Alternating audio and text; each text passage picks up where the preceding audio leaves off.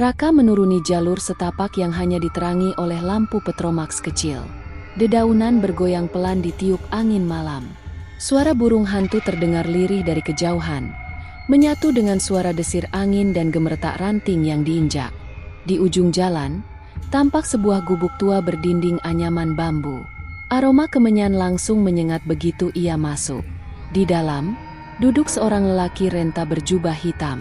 Kulitnya pucat kehijauan, matanya merah menyala. Sudah siap menukar hidupmu dengan kekayaan. Suara si dukun berat dan menggema. Raka mengangguk ragu. Tangan gemetar memegang botol berisi darah ayam hitam yang diminta sebagai syarat awal. Aku rela melakukan apa saja, asal aku bisa kaya. Aku ingin buktikan pada mertuaku bahwa aku bukan laki-laki gagal. Aku ingin istri dan anakku hidup layak. Si dukun tersenyum simpul. Tangannya menggoreskan pisau di daun lontar, membentuk simbol-simbol aneh. Lalu, ia menaburkan abu hitam ke dalam api unggun yang tiba-tiba membesar. Api itu berwarna hijau, menari seperti memiliki nyawa. Datanglah, engkau yang menguasai lorong kekayaan penerima darah manusia. Dari bayangan api, muncul sosok besar. Kulitnya hijau lumut, matanya merah menyala, dan giginya mencuat keluar seperti binatang buas. Sosok itu dikenal dengan banyak nama, tapi satu nama paling menakutkan di desa, Kolor Ijo. Ia melangkah keluar dari bayangan api, mendekati Raka, lalu bersuara, "Kau ingin kaya? Serahkan satu nyawa malam Jumat Kliwon darah manusia, bukan hewan atau anakmu yang akan jadi gantinya." Raka menunduk, tubuhnya gemetar, tapi pikirannya dipenuhi impian tentang rumah mewah, mobil, dan tumpukan uang. Ia mengangguk, lalu menyembah ke tanah sambil mengucapkan janji. "Demi Allah, demi diriku sendiri, aku terima syarat ini." Kolor Ijo menghilang dalam asap tebal. Dukun itu tertawa lirih. "Mulai besok, uang akan datang dari arah yang tak kau duga. Tapi ingat, jangan sekalipun melanggar syarat." Esoknya, Raka terbangun dan mendapati istrinya, Sinta, menjerit, "Mas, ini apa?" "Di depan rumah ada koper penuh uang. Dan surat motor atas nama kita." Raka berpura-pura terkejut, tapi dalam hatinya ia bersyukur. Janji itu nyata. Kolor Ijo menepatinya. Ia memeluk Sinta dan anak mereka, Alia, sambil berkata, "Ini rejeki dari Allah, kita harus banyak bersyukur." Namun, di malam hari, ketika semua tidur, Raka memandangi kalender. Malam Jumat Kliwon tinggal 2 hari lagi. Dan ia belum menentukan siapa yang akan ia jadikan tumbal pertama. Raka mondar-mandir di halaman rumahnya. Malam itu adalah malam Jumat Kliwon. Seharusnya malam pemenuhan janji. Satu nyawa harus diserahkan. Tapi ia tak berani mengambil orang sembarangan. Semua wajah yang ia kenal terlalu dekat untuk dijadikan korban. Hingga matanya tertuju pada seorang lelaki tua, tunawisma yang sering tidur di bawah jembatan desa. Orang seperti dia takkan dicari siapa-siapa. Ini satu-satunya jalan, gumam Raka, meyakinkan dirinya sendiri. Ia membawa si kakek ke tempat ritual, sebuah ladang kosong yang ditumbuhi pohon randu, jauh dari pemukiman. Ia telah menyiapkan lingkaran tanah yang ditaburi bunga setaman, dan kendi tanah liat berisi darah ayam hitam. Ketika jarum jam menunjukkan tengah malam, Raka mengangkat pisau tajam, siap menggorok leher si kakek. Tapi, berhenti. Suara itu pelan, tapi menghantam batin Raka seperti gelegar petir. Kakek itu berdiri, menatapnya dengan mata putih bersih. "Jangan kau kira aku pengemis biasa. Leluhurku menjaga tempat ini jauh sebelum kau lahir." Raka terpental. Pisau di tangannya terbang dan menancap ke tanah. Lingkaran ritual terbakar dengan sendirinya, lalu hilang dalam sekejap. Kakek itu mendekat dan berbisik, "Tumbalmu gagal. Dan bila gagal, Kolor Ijo akan memilih darah dari tubuh terdekatmu." Raka pulang dalam keadaan tubuh lemas dan hati penuh ketakutan. Di rumah, Sinta sedang menangis di depan kamar Alia. Alia demam tinggi. "Mas, tadi dia mimpi buruk. Katanya ada orang besar berbaju hijau mencakar jendela. Raka segera masuk ke kamar. Alia mengigau, matanya setengah terbuka. "Bapak, tolong jangan biarkan si hijau bawa aku, dia bau, tangannya dingin."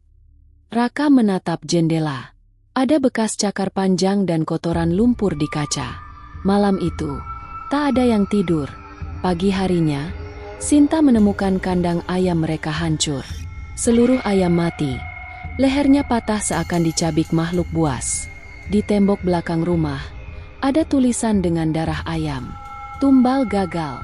Bayar dengan yang lahir dari darahmu sendiri." Raka nyaris pingsan. Ia mulai menyesal, tapi semua sudah terlambat. Janji telah diucapkan. Ia mencoba menelepon dukun tempat ia bersekutu malam itu. Tapi gubuk itu kini telah rata dengan tanah. Tak ada jejak siapapun pernah tinggal di sana. Warga resah. Beberapa melihat sosok besar melompat-lompat di atap rumah pada malam hari. Sosok itu telanjang dada, mengenakan celana pendek lusuh berwarna hijau daun, matanya menyala merah. Kolor ijo, makhluk dalam legenda yang dulu dianggap dongeng, kini datang sebagai kenyataan. Sinta yang mulai curiga menyelidiki sendiri. Di lemari pakaian Raka, ia menemukan sebuah kantong kain lusuh yang berisi rambut manusia, tulang ayam, serta secarik daun lontar bertuliskan huruf Jawa kuno dan bercak darah kering. "Mas, apa ini?" tanya Sinta dengan gemetar. Raka tak bisa lagi berbohong. Ia mengaku segalanya. Mulai dari perjanjiannya di lereng Merapi, janji tumbal, hingga kegagalan ritual yang menyebabkan kolor ijo kini menagih nyawa anak mereka.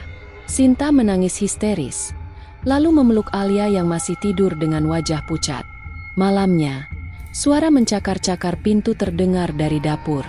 Lalu, suara tapak kaki berat di atap. Sinta menahan napas, sementara Raka menggenggam pisau dapur. Tiba-tiba, lampu padam. Rumah mereka gelap total.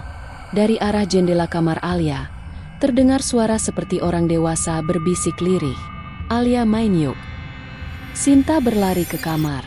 Alia duduk menghadap jendela dengan mata kosong. "Mas, Alia nggak sadar," teriak Sinta. Saat Raka mendekat, jendela terbuka sendiri. Angin kencang menerpa ruangan. Dan di luar jendela, berdiri kolor ijo. Tingginya 2 meter lebih. Tubuhnya bau tanah dan darah. Lidahnya menjulur panjang ke leher jendela. Raka berteriak, menutup jendela, dan menggenggam Alia erat-erat. Tapi kolor ijo hanya berdiri di sana, menatap mereka.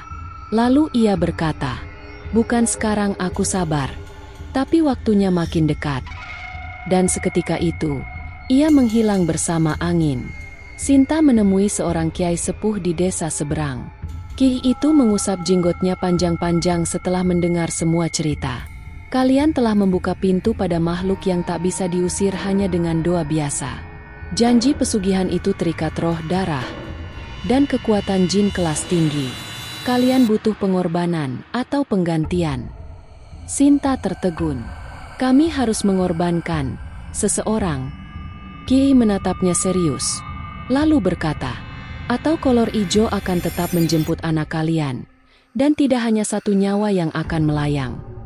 Setelah pulang dari kiai sepuh, Sinta bertekad menyelamatkan anaknya dengan cara apapun. Ia menyarankan agar Raka bertobat sungguh-sungguh dan memutus seluruh ikatan pesugihan. Tapi kiai berkata, tobat saja tidak cukup. Janjinya bukan pada Allah, tapi pada jin. Maka harus ditebus dengan nyawa yang setara. Raka terpukul. Wajahnya makin pucat setiap malam. Alia terus mengalami mimpi buruk, kerap tidur sambil menggigil, dan sesekali berteriak sambil menunjuk langit-langit. "Dia di atas. Dia nunggu aku, Bu." Setiap malam Jumat, kolor ijo muncul, kadang di luar jendela, kadang di bawah kolong ranjang. Tapi ia belum mengambil Alia. Belum. Raka pun mencari seorang paranormal sakti bernama Mbah Rekso di desa pegunungan. Mbah Rekso mengiyakan membantu, tapi berkata, "Kalau tumbal pertamamu gagal, dan kau belum gantikan, maka hanya kau atau anakmu yang bisa jadi pelunasan." Malam Jumat itu, Semuanya menjadi lebih buruk. Pukul 2 dini hari, Alia menghilang dari kamarnya. Jendela terbuka, dan lumpur hijau berceceran di lantai. Sinta menjerit. Raka panik. Mereka berlarian keluar. Di halaman belakang, mereka menemukan Alia, tergantung di pohon randu dengan tali dari akar pohon. Tapi yang paling mengerikan, di bawah pohon berdiri kolor ijo, menatap Raka sambil menjilat darah di tangannya. Aku sabar, tapi waktumu sudah habis. Raka mencoba menyerang, tapi dilempar hingga terpental ke dinding. Sinta menangis sambil meraih tubuh Alia yang masih bernafas, tapi tubuhnya makin dingin. Mbah Rekso tiba-tiba muncul, membawa kendi berisi air rukyah dan jimat kuno. Ia melempar kendi ke arah kolor ijo. Makhluk itu menjerit keras dan menghilang dalam kabut tebal. Tapi pesan terakhirnya menggema. Jika tak kau ganti malam berikutnya, aku takkan gagal. Setelah kejadian malam itu, Raka hanya termenung di depan rumah. Harta yang dulu didapat dari pesugihan kini tak berarti apa-apa. Uang menjadi basah berlendir. Emas berubah jadi pecahan batu dan belatung. Sinta menawarkan dirinya jadi tumbal. Aku ibunya. Biarlah aku yang mati asal Alia hidup. Tapi Raka menolak. Ia sadar, semua dosa berasal dari dirinya. Maka ia kembali ke Mbah Rekso, memohon untuk dijadikan tumbal pengganti.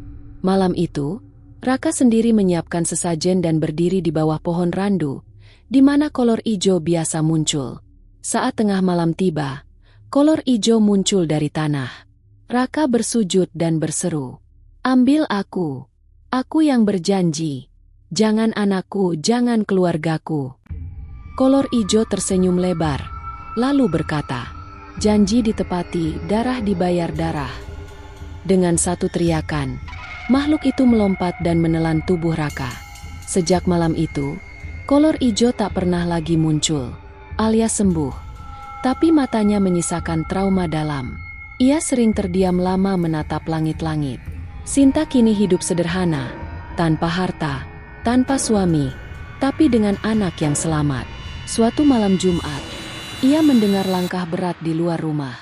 Tak ada siapa-siapa, tapi di ujung halaman, pohon randu itu masih berdiri tegak. Dan sesekali, ada suara lirih dari dalam tanah.